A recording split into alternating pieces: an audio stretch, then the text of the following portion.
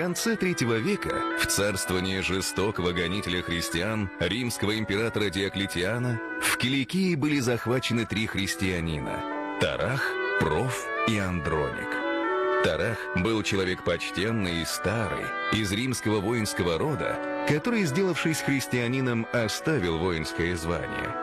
Проф был из Фракии, рожден был в знатной семье и имел немалое богатство, с которым расстался без сожаления, чтобы служить Богу живому. Андроник был из почтенного рода, сын одного из первейших граждан ефесских. Он предпочел службу Господу всем мирским занятиям.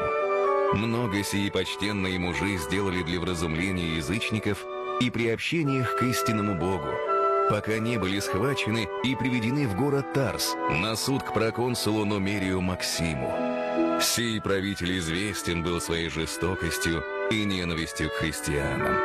Он принуждал Тараха, Прова и Андроника к языческому жертвоприношению, обещая им за это немалые почести.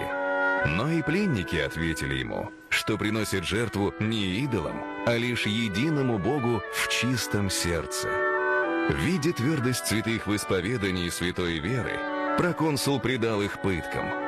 «Когда мое тело страдает, — говорил идолопоклонникам святой Проф, — тогда душа моя исцеляется и оживляется».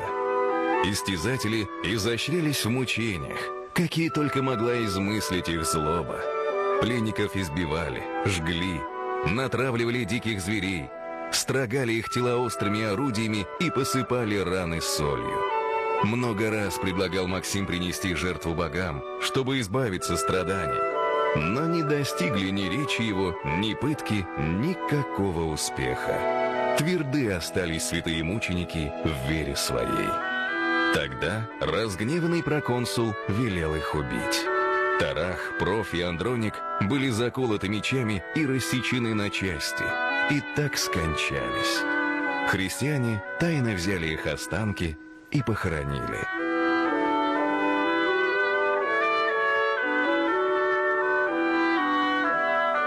25 октября. День памяти мучеников Прова, Тараха и Андроника.